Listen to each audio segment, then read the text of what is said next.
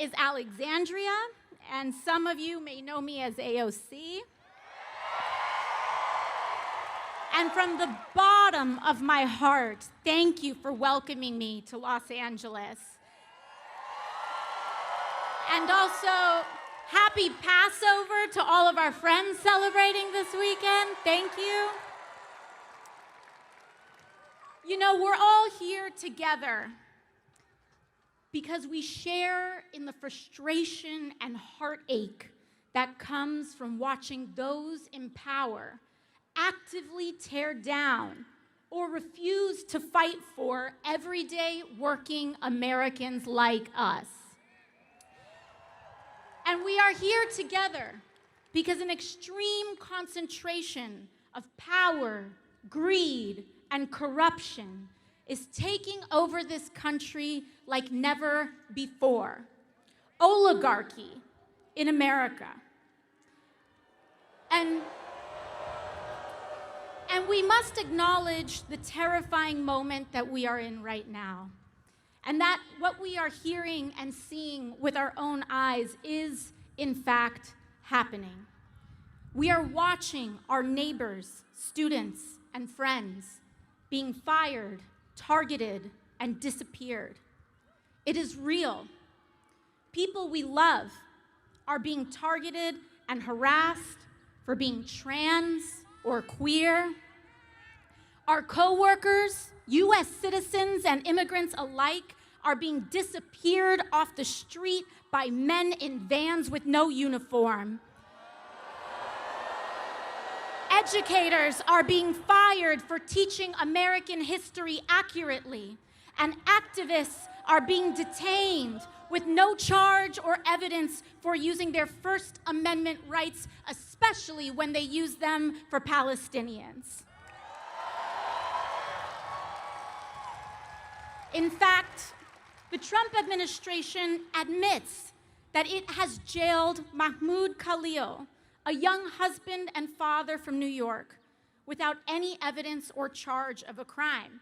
The Trump administration admits that they have thrown Mahmoud in a cell thousands of miles away because he attended a protest and are detaining him for the content of his speech and nothing more. In fact, Donald Trump's detention of someone like Mahmoud Khalil for his speech is anti-American. And we demand his release, along with the release of Rumeysa Ozturk, who he is also jailing for writing an op-ed in her school paper. And we demand their release because we, Los Angeles, we do have power in this moment. All of us do, and everyday people do. In fact, you all showed that this week, LA. A few days ago, ICE officials attempted to enter 2 LAUSD schools to target kids. They lied to school officials and claimed that they had parents' permission to get to these children when they didn't. But it wasn't just a lawyer or a judge that said no. It started with everyday people, school staff, and employees who spoke up when they felt something was off. And it was the teachers and principals that stood strong and said no to protect their kids when it could have been easier to say yes out of fear. You defended them, LA, because it will never be just institutions and officials alone that uphold our democracy. It will always be the people, the masses, who refuse to comply with authoritarian regimes, who are the last and strongest defense of our country and our freedoms.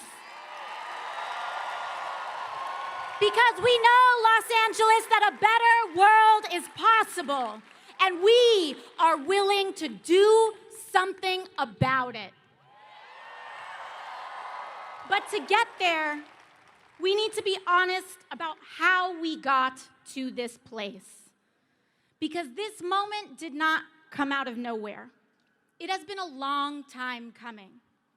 The destruction of our rights and democracy is directly tied to the growing and extreme wealth inequality that has been building for years in America.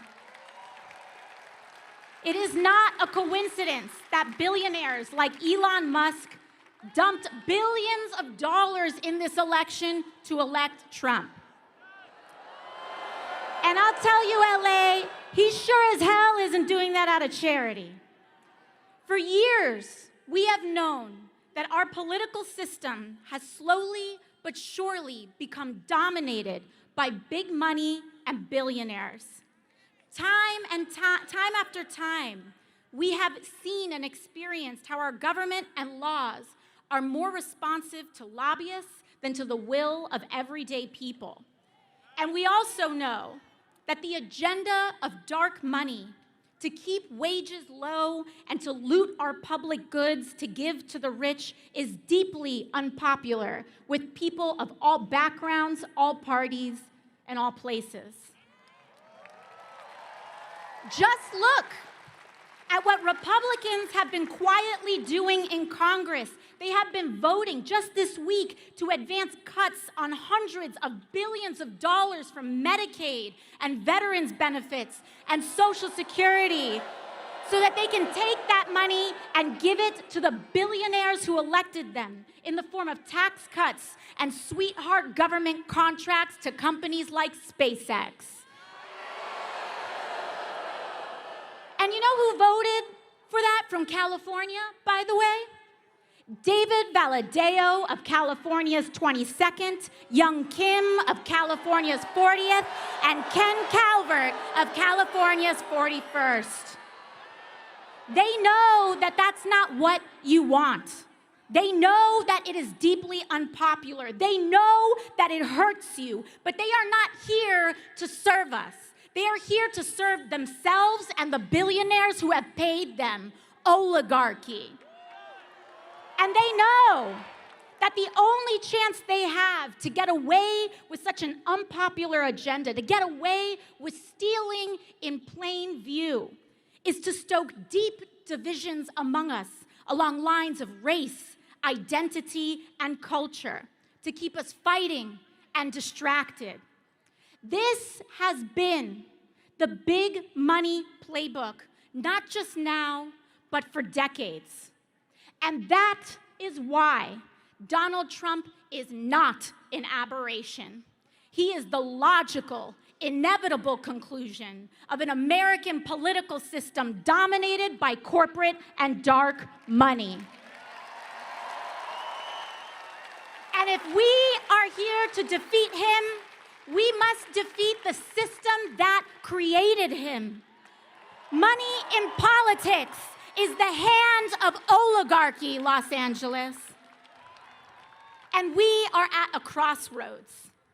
We can either have extreme wealth inequality with the toxic division and corruption that it requires to survive, or we can have a fair economy that guarantees health care to all for working people, along with a democracy and freedoms that uphold it. Oligarchy or democracy, but we cannot have both. Los Angeles, I've made my choice. We must fight the oligarchy that has created this nightmare. And that is why I have never taken money from lobbyists or corporations, and it's why I never will.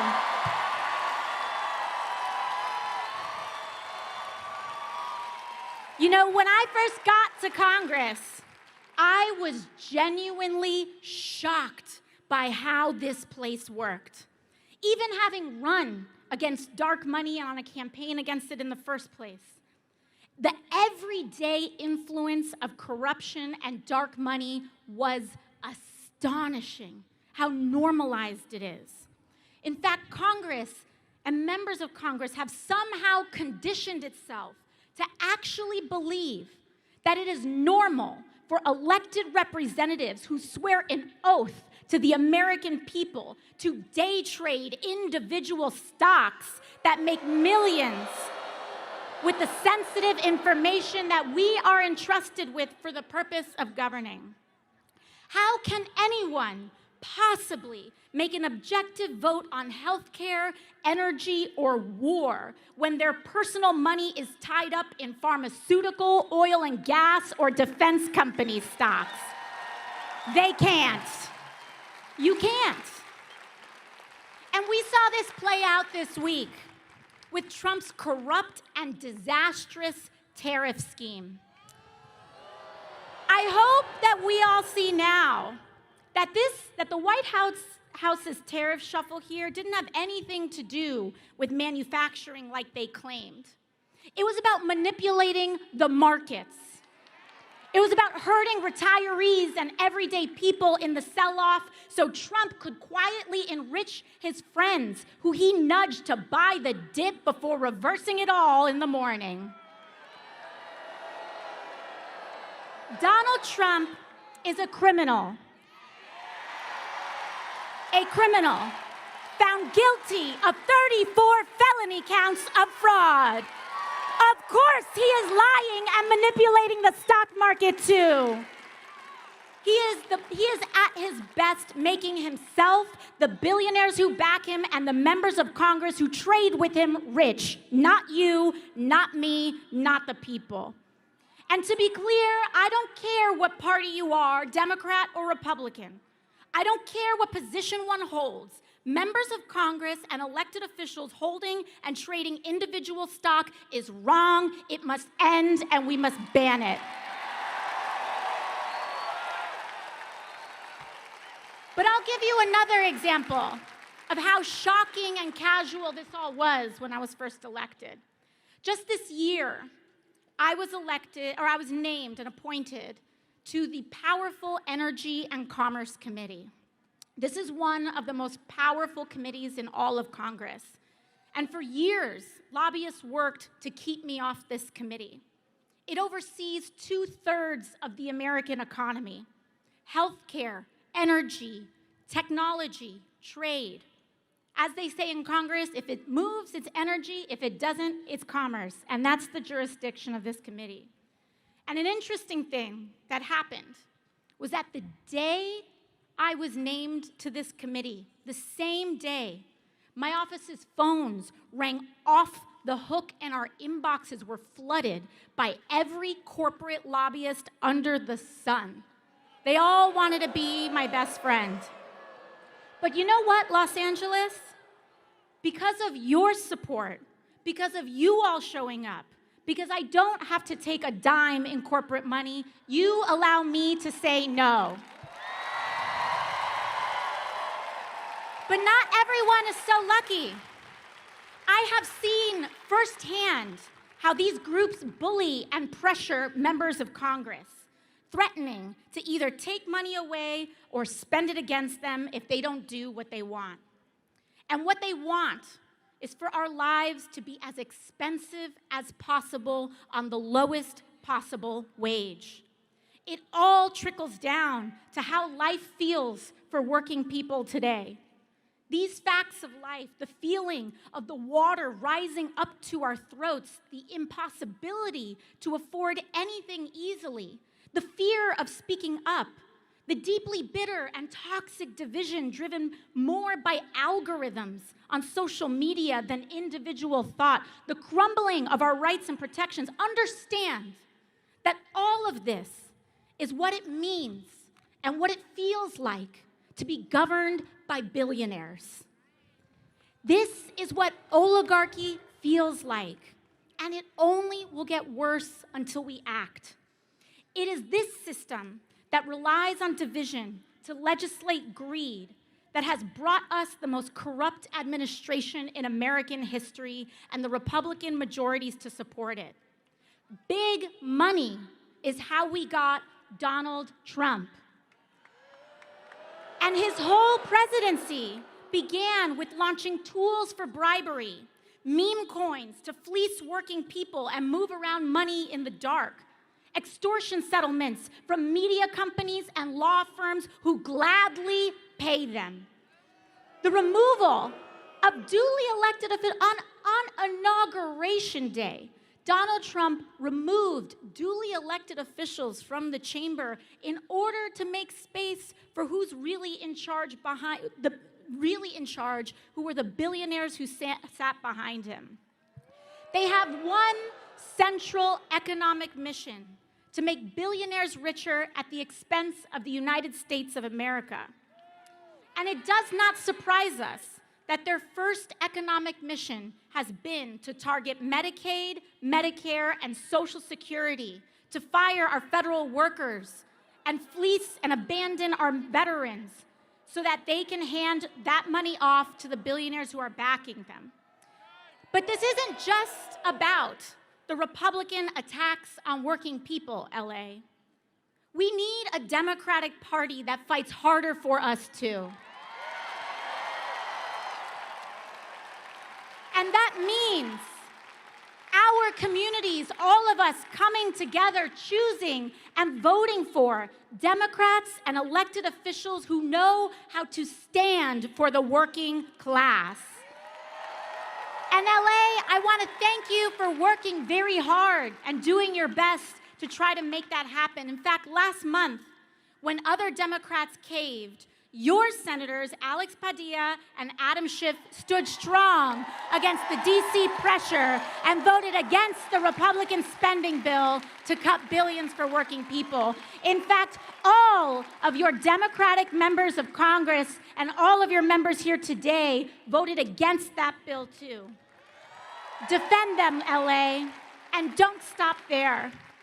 I want you to look at every level of office around and support Democrats who actually fight, because those are the ones who can actually defeat Republicans.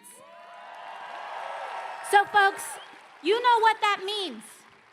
We have to start working now to give David Valadao, Young Kim, and Ken Calvert the boot and replace them with a brawling Democrat who will stand for the working people of California. But beyond elections, LA, our task is to build community. Block associations, volunteer groups, church organizations, PTAs, activist organizations, because community is the most powerful building block we have to defeat authoritarianism and root out corruption. This is the path to guaranteeing health care to every American, to establish a living minimum wage, to take on skyrocketing rents and mortgages, to tackle the climate crisis, and establish a country where the American dream is actually possible for all of us. I come from a working class family. My mom cleaned houses. My dad worked to start a small business, and they worked so hard just to make life possible a little bit better for my brother and I. And when I was a teenager, my dad was diagnosed with cancer. He passed away before I was even 20 years old, and the rug was pulled out from us, all in the middle of the 2008 recession. So many of us live like this. One accident, one bad day, one piece of bad news away from our lives falling apart. We don't have to live like this anymore, Los Angeles. We can stand with one another and stand for ourselves. And we might come from different places, but we share the same experiences. So to all who came here today unsure of whether this is where you belong, I want to say that you do. No matter if you have all the right words to say, no matter your race, religion, gender identity, or status, no matter if you disagree with me on some things, but if you are willing to fight for someone that you don't know, you are welcome here. If you are willing to fight for working people regardless of who they are, how they identify. You are welcome here, because here, everyone is valued. But we have to stand together. We cannot be tempted to turn in our neighbors or be fooled into thinking that we are really that much different from a trans kid who wants to get accepted by their friends. That we're that different from a dreamer who worked to go to college and try to provide for their family. That we're that different from anyone who's not like us. Hate is a trap that sinks us all. And it is standing together without exception to reject division. That is the only way we can win. It's the only way we can win. So I hope you see that this movement is not about partisan labels or purity tests, but it's about class solidarity. It is about the thousands of you who came out here today to stand together and say our lives deserve dignity and our work deserves respect. No matter who we are here to make a sacred promise to each other. And our goal today is to commit to building the kind of country we all deserve. And we will make that promise to take care of each other on our worst days and to share in the successes of our best. Thank you so much, Los Angeles.